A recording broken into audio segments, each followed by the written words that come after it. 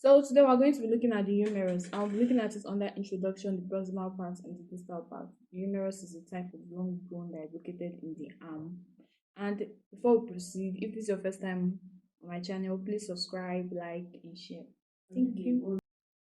So we're using this picture to explain the humerus today. So I said the humerus, we're going to be talking about the humerus under the proximal part and the distal parts, proximal and distal. So, under the proximal part, we have the head, we have the anatomical neck, we have the greater and the lesser tubercle, we have the surgical neck, the greater and lesser tubercle, we have the surgical neck, and we have the proximal shaft. So, the head of the humerus articulates with the glenal fossa of the scapula, forming the glenohumeral joints. A narrow constriction is present distal to the head of the humerus. This narrow constriction here is called the anatomical neck. Another way you can use to remember it is that it is a constriction in between the head of the humerus and the greater and the lesser tubercle. This is it. Then we have the greater and the lesser tubercle. The greater and lesser tubercle is an important landmark for the rotator cuff muscle, which is part of the glenohumeral joint. We'll talk about that in another video. The rotator cuff muscle, there are four. We have the supraspinatus muscle, we have the infraspinatus muscle, the teres minor muscle, and the subscapularis muscle.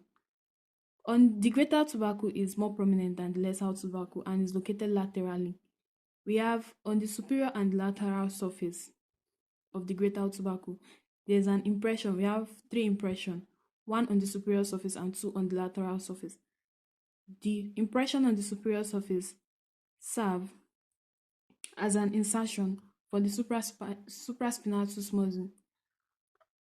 The middle impression provides attachment to the infraspinatus muscle, while the inferior impression provides attachment to the teres minor muscle. We have the subscapularis muscle, which inserts on an impression in the lesser tubercle of the scapula.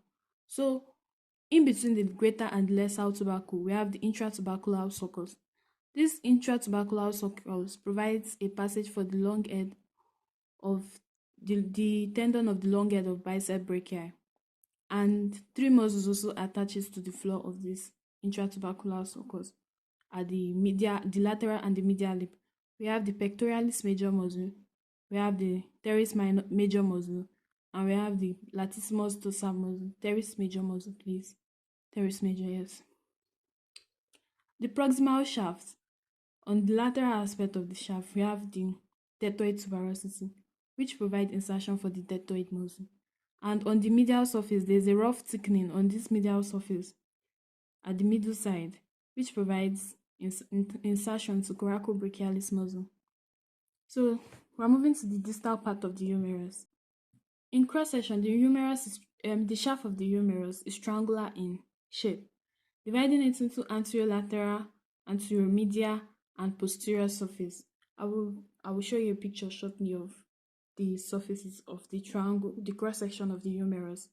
So, in the posterior surface of the humerus, superiorly, just inferior to the surgical neck of the humerus, this side of the humerus, there is a thickening which provides origin to the lateral head of the triceps brachii. So this is the posterior surface of the humerus, of the shaft of the humerus. So I said just inferior to the surgical neck. Oh, this surgical neck. The surgical neck is the weakest point of the proximal part of the humerus. The surgical neck can easily be fractured.